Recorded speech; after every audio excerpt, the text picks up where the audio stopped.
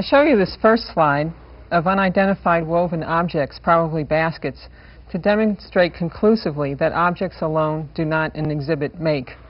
The rule is really a very simple one, so simple that it hardly seems worth saying. And yet in this exhibit, done by a major New York City museum, and in dozens of others which we've all seen, this simple rule has been forgotten. Preparing an exhibit is a process, much like preparing a publication. And to do a successful one, you need to, first of all, determine who your audience is, who it is who comes to your museum. Are they scholars? Are they children? Are they senior citizens? Most likely the people who come are a general audience. You need to define your objectives. What is it that you want people to learn from your exhibition? You need to do research in primary and secondary sources. Like an author, you need to really become an expert on the subject. You need to survey the objects, photographs, and documents in your institution. Narrow the topic and theme, depending on space and the availability of the artifacts or other objects. And after these preliminary steps, then you'll go ahead and make a selection of objects and documents, consider how they will be exhibited, that is, the design that you want to use, write the script or labels, have the exhibit designed, fabricated, and installed. Then you send out the invitations, order the champagne, and sit back and wait for some reviews.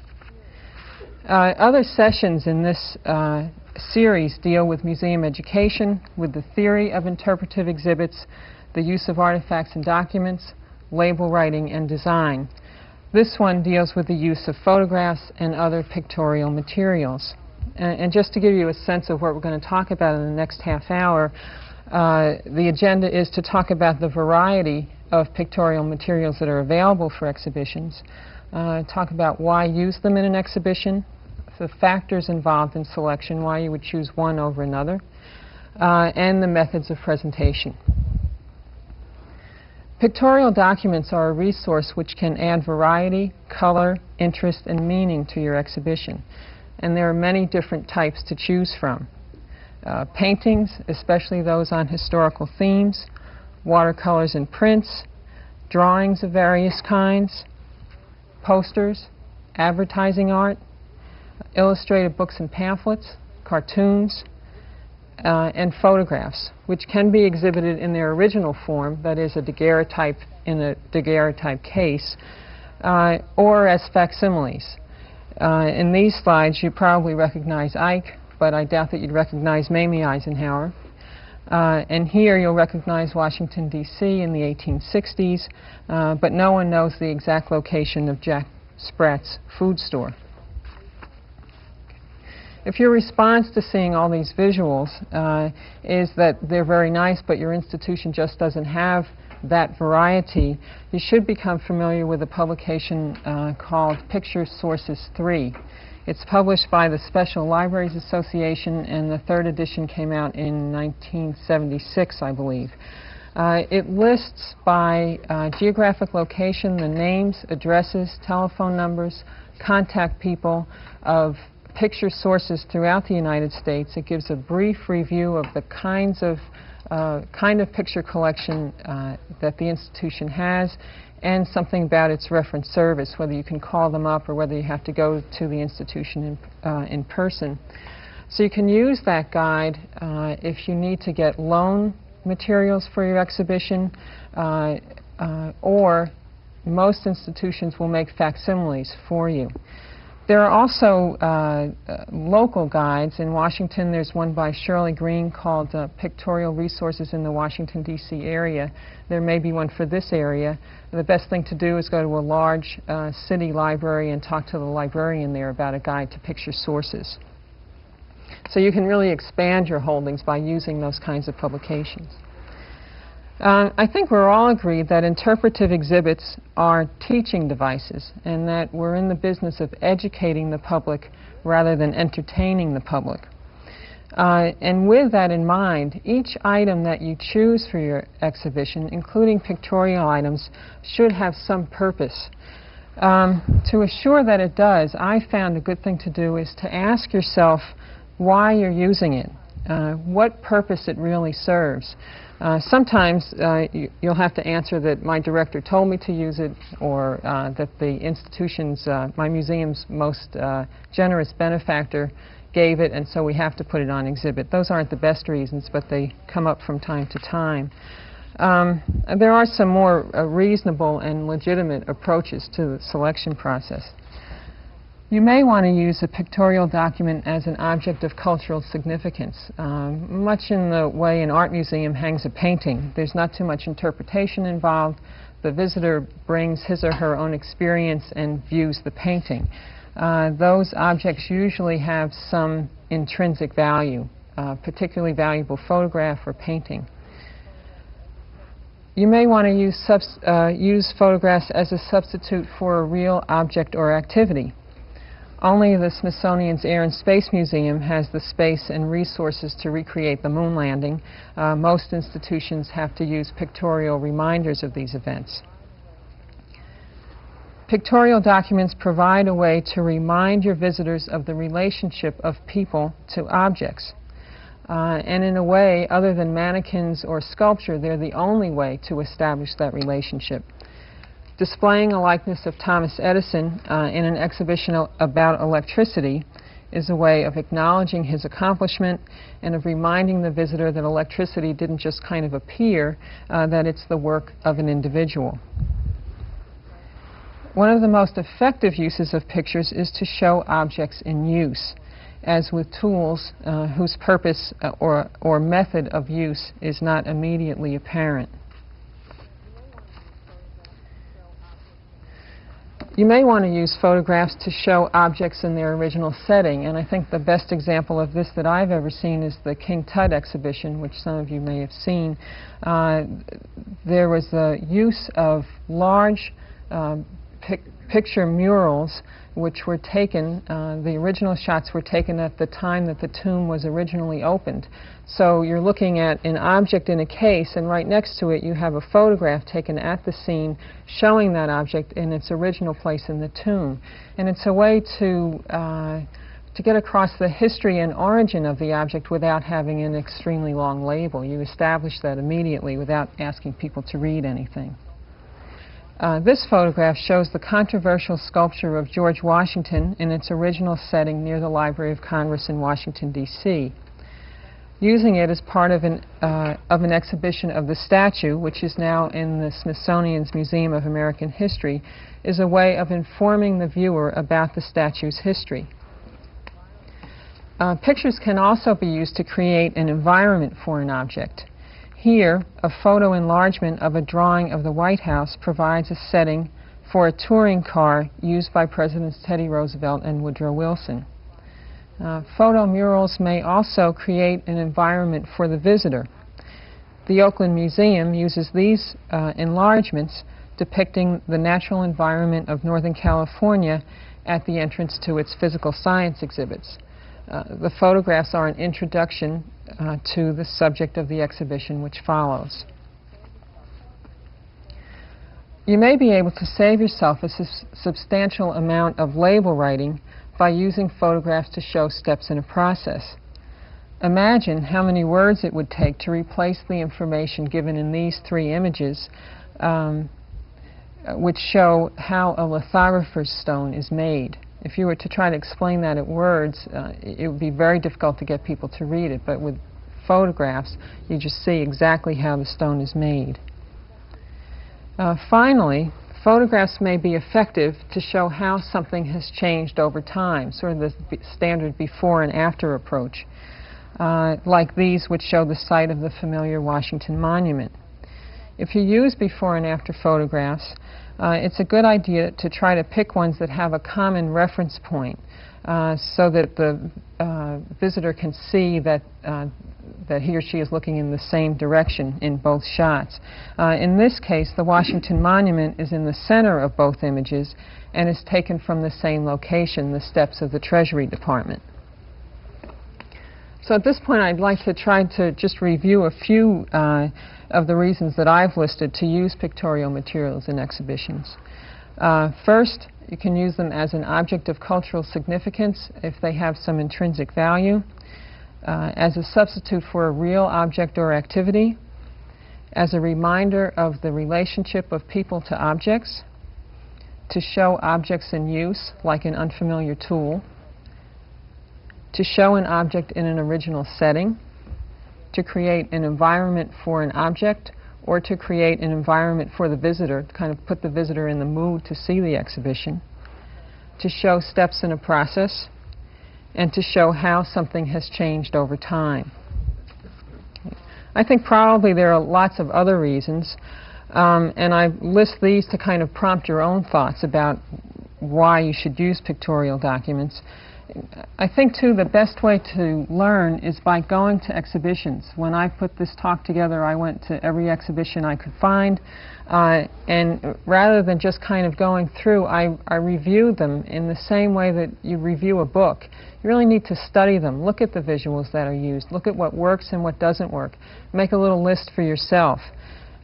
There's a great deal to learn from the successes and failures of our colleagues.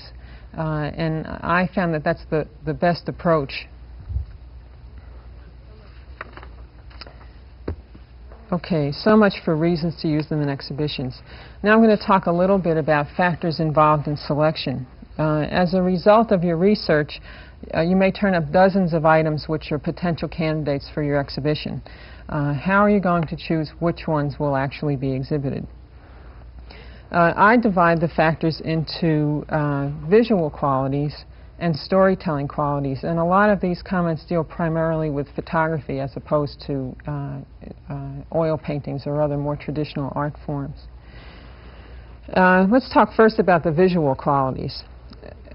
The key question to ask is it a good photograph? And I mean a really good photograph. When you're looking at them, have a National Geographic magazine next to you, or a Sierra Club calendar, or some of the Time Life publications on which use a lot of historical photographs. And look at the images that you have to work with, and look at the things in those publications. They are known. Another one is the Gourmet magazine, if you like that sort of thing. Those publications are known for the finest quality photographs. Look at them, study them, and then compare them with what you have. I found that the pictorial documents used in museums tend to be disastrously bad. They just don't have the, well, I guess you could call it pizzazz, that the kinds of photos you'd find on a Sierra Club calendar have. You have to be very discriminating in the kinds of things that you put up. Okay. Sometimes people say, well, what's a good photograph? And that can be kind of a subjective judgment. But there are some basic elements to consider. And I came up with 4: tonal range, proportion, composition, and reproducibility. And I have some slides to show. When selecting an image, think about its tonal range, or the range of dark to light shades in an image. In these 2 reproductions of Dorothea Lange's well-known Migrant Mother, the reproduction at the left is better.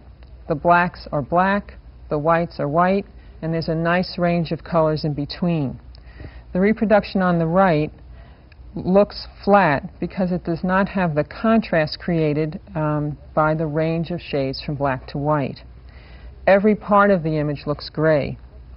If you receive a photographic reproduction which looks flat, that is, it's all grays and no whites and no blacks, sometimes you can send it back to the place that printed it and ask for a more contrasty print. Another factor to consider when selecting images is their proportion. Here you see a precise botanical profile of forest trees along the route of the Pacific Railroad.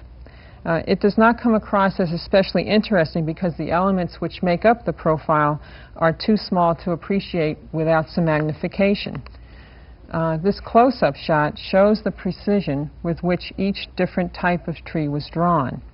But unless you distribute magnifiers to your visitors, the details will just be lost. One way to help draw attention to the proportion of a particular image is to mentally divide it into quadrants. If, as in this case, you find that most of the picture is blank space, you may want to make another selection. A lot of times the actual image only fills the bottom part of the frame. The top part is all sky. You may be able either to crop it, or it may turn out that it's just not an adequate image for your purposes. Okay, you should also look at the composition of a particular image. These Civil War soldiers have been carefully posed around the wheel in a style reminiscent of classical art. The image fills the frame. There is little wasted space. It has a center of interest, and it leads your eye gracefully from the center to either side. In contrast, this photograph of female employees in their lunchroom, while it does fill the frame, is poorly composed. It is difficult to see the ladies' faces. There's a lot of blank space in the photograph.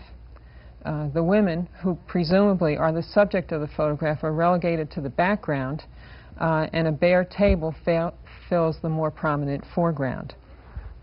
Okay. In addition, you need to consider what I call reproducibility, which has to do with the availability of an original negative. Any of you who are photographers know about generations in photographic negatives.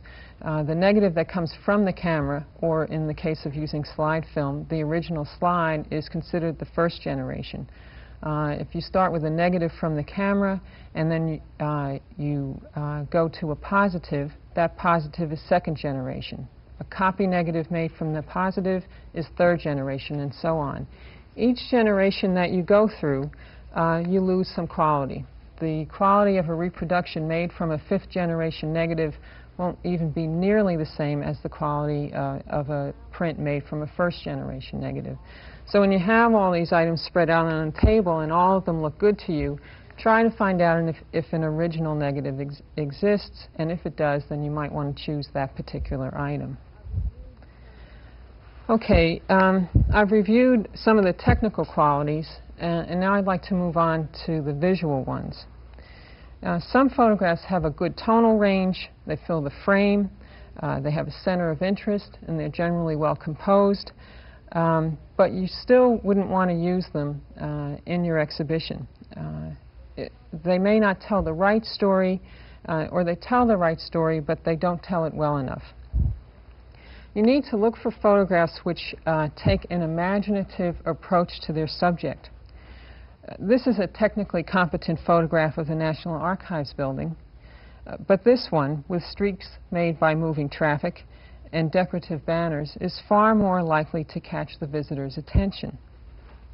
This portrait is a reasonable likeness of the sitter, but this one shows more of his personality and is visually more pleasing to look at. Look for an element of surprise in a photograph, of excitement or of unusualness. That element can be achieved through dramatic lighting, through an unusual camera angle, through stopped action, or through the use of special lenses, such as a wide-angle lens or a fisheye lens. You know, the photographer's job is to take what may be a very mundane setting and make it look good, and you need to be able to recognize whether the photographer has done that job or not. Okay. When selecting photographs for your exhibition, be sure that they say what you want them to say. If you were doing an exhibition on the brilliant military career of General Winfield Scott, you would not want to feature this portrait, which makes him look like a character in a Gilbert and Sullivan operetta. But if you were trying to explain why President Lincoln relieved him of command of the Union forces on the eve of the Civil War, this portrait would help prove your point. If you were making a presentation to your board of directors requesting additional funds for processing and preserving historical records, this photograph would be effective. If after spending the appropriation you were preparing an annual report, you would want to use this photograph showing a clean and ordered stack area. If you were doing an exhibition explaining the adverse effects of poor working conditions on the health of women workers at the turn of the century, which of these two photographs would you choose? In addition to being sure that the photograph says what you want it to say, you need to be sure that you are using it in a historically accurate way. Why not use these photographs in an exhibition about the fight for women's suffrage? Because neither of them have anything to do with suffrage. They show women participating in a Liberty Loan Drive during World War I. In the inevitable crunch to meet the exhibition opening deadline, it's always tempting to find something or to use something which looks accurate even though it's not accurate. And since we're all in the business of being historians, that's a practice to avoid. It simply perpetuates historical inaccuracies. Okay. You'll also need to take reasonable care that your original material is accurate. For example, captions on photographs are frequently incorrect. The caption for this one reads, "Club women doing missionary work among poor families in a large city." Yet the curtains, appliances, clothing, and the general order of things belie the idea that this family is destitute. To summarize, let me suggest that the next time you're making a selection of photographs and other visual documents for an exhibition, that you try some role-playing. Pretend that you are a newly hired picture editor for a high-powered New York publishing company which sells books based on the excellence of its reproductions. Your continued employment depends on your ability to select photographs which are technically and artistically excellent. If you were in that role, you would need to ask yourself a series of questions about the images being considered. Is the picture in focus? Does it fill the frame? Does it have good contrast? Can we get a better print from an original negative? Does it make the point we're trying to make? Is it historically accurate? If you can answer all these questions affirmatively, you've taken a giant step toward assuring visual excellence in your exhibition.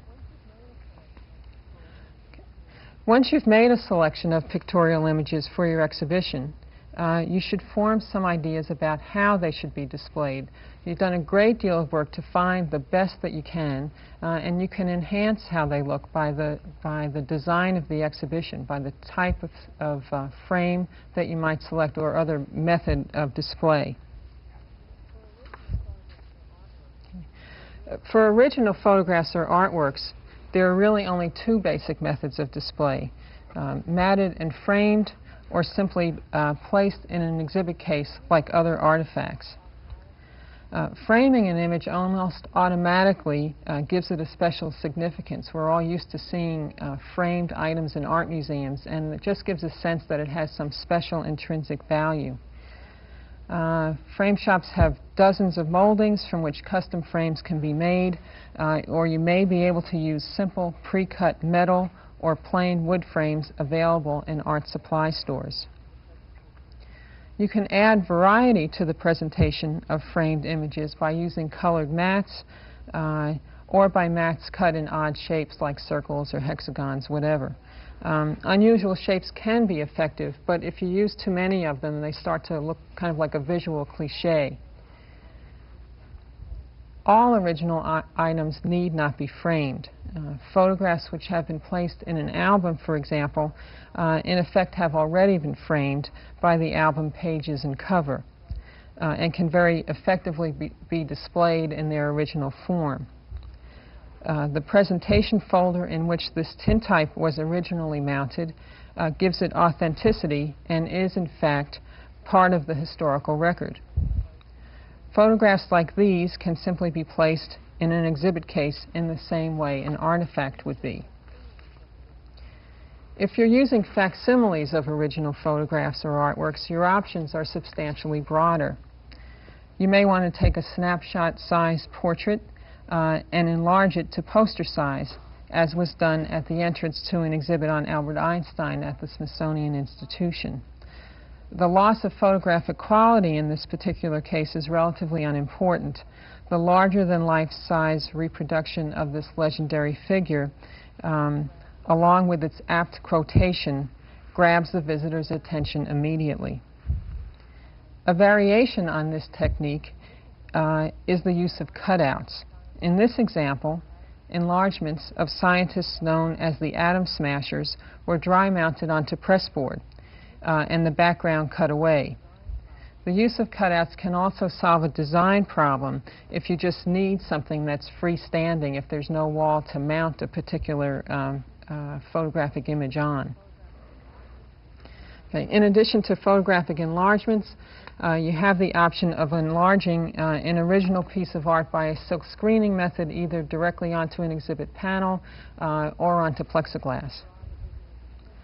Sometimes you can draw the visitor's attention to a wealth of information in a photograph by making detail shots and displaying them along with the original full view. I haven't seen this done in museums too much, but it's done in slideshows all the time, and it's very effective. Here's a photograph of a U.S. Post Office mailbag repair room in Washington, D.C. at the turn of the century. These detail shots allow the visitor to decipher the date of the photograph, the division of the workroom into male and female sections, the women's unusual paper hats, the wooden chairs, barrels, and workbenches, and the sewing machine. These details might be crucial to the exhibition theme, but lost to all but the most discerning visitor without the use of close-up shots. Finally, you may be able to use reproductions in a special setting, like this cable car, in which enlargements of street scenes fill the cable car windows, and this facsimile of a newspaper page in which the photographs are slightly raised from the surface of the printed page. To summarize all of this, I think there are maybe three key points. One is variety. There's lots to choose from, so choose it. Choose colorful items, choose some black and white. You can use oil paintings, posters, all the things I showed at the beginning of the talk. Also be critical. Stay in that picture editor's role. Remember that your job is on the line if you choose the wrong photographs. And also have clear objectives. Know what it is that you're trying to teach people through your exhibition. And think about how this picture or artwork helps you in getting that message across. Add these three elements to the sense of style and good taste, which we as museum people all innately have, and we'll all be looking at better museum exhibitions.